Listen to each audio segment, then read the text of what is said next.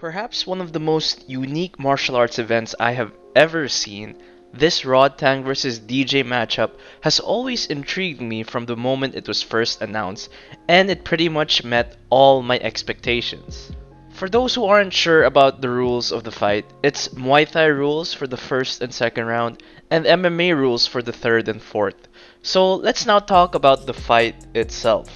From the second the bell rung in the first round, Rodtang immediately went in for the kill against DJ, and instantly got him clean with some really solid power punches. DJ, being so used to MMA, broke some Muay Thai rules, and it seems as if he almost instinctively went for a takedown over here, but he got a brief warning for it.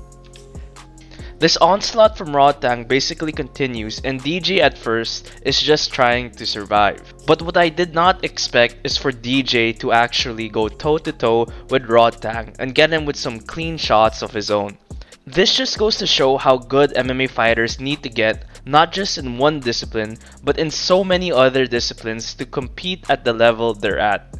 Well, at least the champions themselves. But Rodtang's chin is truly made of granite, and he pretty much just walks through all these shots DJ throws at him. Movement was key for DJ in the first round. He would be moving all around the octagon just to not let Rodtang get close. And he would use teeps to further negate Rodtang from getting on the inside range. But damn, DJ really did shock everyone in this first round. Many, including myself, were expecting total striking domination from Rodtang, but that was not the case at all. Not only was he able to land good shots on Rodtang, but he was able to do it multiple times in the round. And probably even made Rodtang himself think that knocking DJ out was going to be way harder than he initially had hoped for. Another smart thing DJ would do is to actively use the clinch to stall. This whole clinch exchange they had lasted around 20 seconds, and when facing a guy like Rodtang who has one punch power, each second passed is another missed opportunity for Rodtang to strike. DJ continues landing really good shots near the end of the round, and catches Rodtang with this powerful overhand. If anyone else was hit by this, it surely would have been lights out, but Rodtang's chin is just built different. The round ends, and it was at this very moment DJ knew he could finally unleash his full arsenal. And Rodtang was about to be dragged into a situation he's never been in before. Now in the second round of the fight, we see a completely different Rodtang. Now it's DJ doing the stalking and Rodtang backing up. You can even see Rodtang change his stance and keep his lead hand a lot more forward than he usually does to keep DJ at range. He would also start using teep kicks to the leg. This is pretty much the longest strike you can throw in Muay Thai and makes perfect sense to use so that DJ can't get any closer.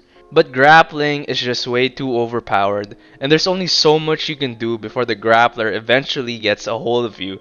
The very moment Rodtang really commits to a strike, DJ ducks under and goes for a takedown, which he is successfully able to do. This fight is pretty much over at this point. Rodtang tries his best to defend himself, but DJ's grappling experience is just way too much for Rodtang to handle. DJ wraps around him like an anaconda, gets the rear naked choke, and Rodtang opts to go the warrior's way out, doesn't tap, and goes to sleep. Now I pretty much knew going into this fight, DJ would immediately get the submission once it goes into the MMA rounds, but I didn't know if he would actually survive the first round.